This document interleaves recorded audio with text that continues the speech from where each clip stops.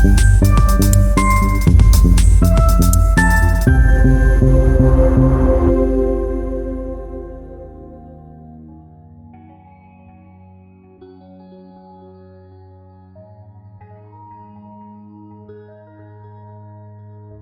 අපිව ක්‍රියාවට පොළොම්බවන්නේ මොකද්ද? අද අපි ගැඹුරින් කතා කරන්න යන්නේ මනෝවිද්‍යාවේ තියෙන හරිම ප්‍රසිද්ධ ඒ වගේම වැදගත් අදහසක් ගැන. ඒ තමයි ඒබ්‍රහම් මැස්ලෝගේ මානව අභිප්‍රේරණ න්‍යාය. අපි බලමු මේකේ ඇතුළටම ගිහින් මොකද්ද මේ කියන්නේ කියලා. හොඳයි. එහෙනම් අපි පටන් ගමු හරිම මූලික ප්‍රශ්නකින්. ඒ තමයි උදේට ඇඬෙන් නැගිටින්න උනත් අපිව පොළඹවන්නේ මොකක්ද? ඇත්තටම අපේ හැසිරීම පිටිපස්සේ තියෙන අපේ ක්‍රියාවන් පාලනය කරන ඒ ගැඹුරුම පෙළඹවීම මොකක්ද?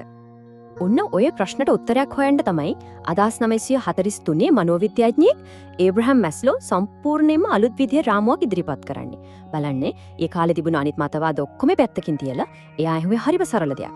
මිනිස්සුන්ව ඇතුළතින්ම පෙළඹෙන්නේ මොන මටද? අනේ ඒ ප්‍රශ්නේ තමයි හැම දෙයකම ආරම්භය. ඉතින් මැස්ලෝගේ න්‍යායයෙන් කියවෙන මූලිකම දේ තමයි මේක. අපේ අවශ්‍යතා, ඒ කියන්නේ අපිට ඕන දේවල් එකපාරටම මතුවෙන්නේ නැහැ. ඒවා තියෙන්නේ හරියට පඩිපෙළක් වගේ එකකට පස්සේ එකක්. වැදගත්කමේ පිළිවෙලට. සරලවම කිව්වොත් ඊළඟ පඩියට නගින්න කලින් අපි ඉන්න පඩිය ස්ථිරව තියාගන්න ඕන. හරි. එහෙනම් අපි මේ කතාව පටන් ගමුකෝ අඩිතාලමෙම මේ පිරමීඩයේ නැත්තම් මේ අවශ්‍යතා පද්ධතියේ පහළම මට්ටමින්. මොකද මේ ටික තමයි අපි ජීවත් වෙන්න අත්‍යවශ්‍යව දේවල්. මේ ගමන පටන් ගන්නේ මූලිකම ස්තර දෙකකින්. පළවෙනි එක තමයි අපේ ශාරීරික අවශ්‍යතා. ඊළඟට එනවා ආරක්ෂාව පිළිබඳ අවශ්‍යතාවය. හිතලා බලන්න මෙහෙම. කෙනෙක්ට හැමදේම අඩුයි කියලා.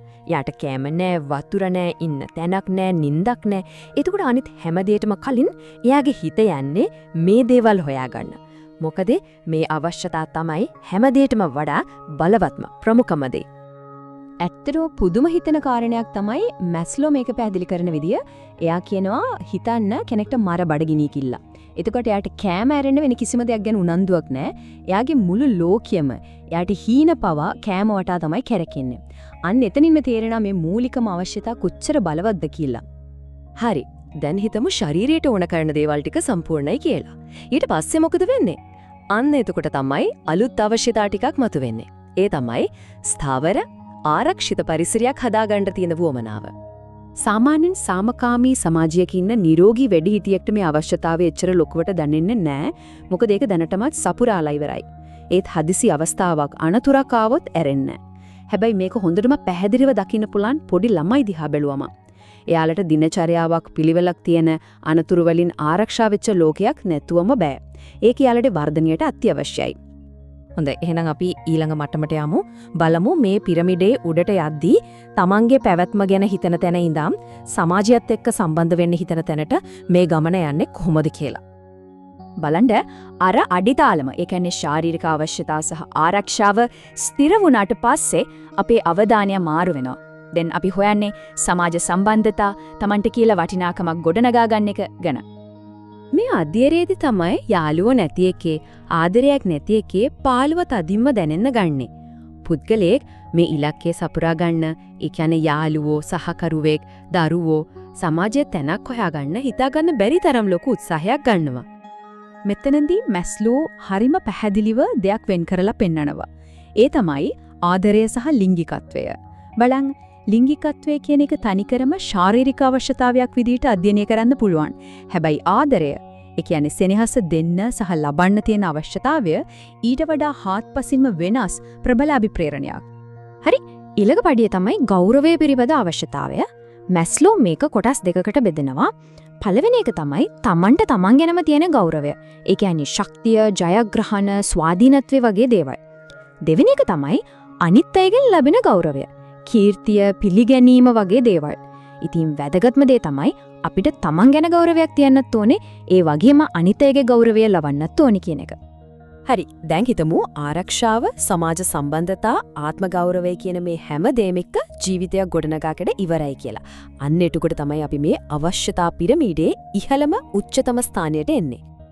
මේ අවසාන අධ්‍යයනයට තමයි මැස්ලෝ ස්වයං සාක්ෂාත්කරණය කියලා නම දුන්නේ. සරලවම කිව්වොත් මේ කියන්නේ තමන්ට වෙන්න පුළුවන් උපරිම දේ බවට පත් වෙන්න තියෙන ආශාව. තමන්ගේ සම්පූර්ණ විභවය කර ලැඟා වෙන්න තියෙන වමනාව. හැබැයි මේක හැම කෙනාටම එක වගේ නෙවෙයි. කෙනෙක්ට එක විශිෂ්ට කලාකාරුවෙක් වෙන්න එක වෙන්න පුළුවන්. තව කෙනෙක්ට ආදර්ශවත් දෙමාපියෙක් වෙන්න එක වෙන්න පුළුවන්. මැස්ලෝ කියන මේ මිනිසෙකුට විය හැකි දේ ඔහු විය යුතුමයි කියන කතාවෙන් මේ ස්වයං සාක්ෂාත්කරණේ හරයම ග්‍රහණය කරගන්නවා. ඒ කියන්නේ මේක නිකම්ම ආශාවක් නෙවෙයි, මේක තමන්ගේ ඇතුළතින්ම එන, තමන්ගේම අනන්‍ය හැකියාවන් සපුරා ගන්න තියෙන බලවත් පෙළඹවීමක්. හරි. දැන් අපි මේ පිළිවෙලට තියෙන පිරමීඩය ගොඩනගුවානේ. හැබැයි අපි දැන් ටිකක් ගැඹුරට ගිහින් බලමු. මොකද මැස්ලෝ අපිට දීපු මේ සිතියම මුලින් පේනමට වඩා ගොඩක් සංකීර්ණයි. මෙන්න හරිම වැදගත් කරුණක්. මැස්ලෝ කවදාවත් කිව්වේ නෑ එක අවශ්‍යතාවයක් 100%ක්ම සෑහීමකටපත් වුණාට පස්සේ තමයි ඊළඟ එක මතුවෙන්නේ කියලා. එහෙම වෙන්නේ නෑ. ඇත්තටම සාමාන්‍ය කෙනෙක්ගේ ජීවිතේ දිහා බැලුවොත් එයා මේ හැම අවශ්‍යතාවයකම යම්තාක් දුරට සෑහීමකටපත් වෙලා ඒ වගේම යම්තාක් දුරට අසෑහීමකටපත් වෙලා ඉන්නේ. උදාහරණයක් විදිහට ශාරීරික අවශ්‍යතා 85ක් සෙන්ටක් විතර සෑහීමකටපත් වෙලා තියෙද්දි ආත්ම ගෞරවය 40ක් සෙන්ටක් විතර වෙන්න පුළුවන්. අපි හැමෝම එකම වෙලාවක මේ හැම මට්ටමකම තමයි ඉන්නේ. ඒ වගේම එයා තව දෙයක් කිව්වා. ඒ තමයි මේ දූරාවලිය නැත්නම් මේ පිළිවෙල ගලක කෙටුවා වගේ ස්ථිර දෙයක් නෙමෙයි. සමහර වෙලාවට මේකේ වෙනස්කම් ආපසට හැරීම් පවා වෙන්න පුළුවන්. උදාහරණයක් විදිහට සමහර අය ආදරයට වඩා ආත්ම ගෞරවයට වටිනාකමක් දෙනවා. නැත්නම් සහජයෙන්ම නිර්මාණශීලී කෙනෙක් අනිත් අවශ්‍යතා ඉටු නොවුනත් තමන්ගේ කලාව දිගටම කරගෙන යන්න පෙළඹෙන්න පුළුවන්. ඒ කියන්නේ පුද්ගලයාගේ අත්දැකීම් සහ වටිනාකම් අනුව මේ පිළිවෙල වෙනස් වෙන්න ඉඩ තියෙනවා. අන්න එතනින් තමයි අපි මේ න්‍යායයේ හරිම ගැඹුරු නිගමනයකට එන්නේ. මේක අපේ නිරෝගීකම නැත්තම් සෞඛ්‍ය කියන වචනය දිහා බලන විදිහම වෙනස් කරනවා. මැස්ලෝ මෙතනදී හරිම නිර්භීත ප්‍රකාශයක් කරනවා.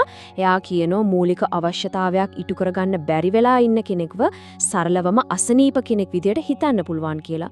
බලන්න හරියට ශරීරයට විටමින් නැති වුණාම ලෙඩ වෙනවා වගේ මේ මූලික මානසික අවශ්‍යතා ඉටු නොවීමත් ඒ වගේම ලෙඩක් කියලා එයා කියනවා. මේකෙන් එයා අලුත්ම විදිහේ මනෝව්‍යාධි විද්‍යාවක් ගැන ඉඟි කරනවා. ඉතින් මේක අපිව අන්තිමට හිතන්නම ඕන ප්‍රබල ප්‍රශ්නයක් ළඟ නවත්තනවා. බලන්න නිරෝගී පුද්ගලෙක් කියන්නේ තමන්ගේ උපරිම විභවය කරා යන්න උත්සාහ කරන කෙනෙක් නම් නිරෝගී සමාජයක් කියන්නේ මොකක්ද? එහෙම සමාජයක් කියන්නේ ඒකේ ඉන්න සමාජිකයන්ට තමන්ගේ මේ මූලික අවශ්‍යතා සපුරාගෙන තමන්ගේ උපරිමට යන්න ඉඩකඩ සලසන සමාජයක් වෙන්න ඕනේ නේද?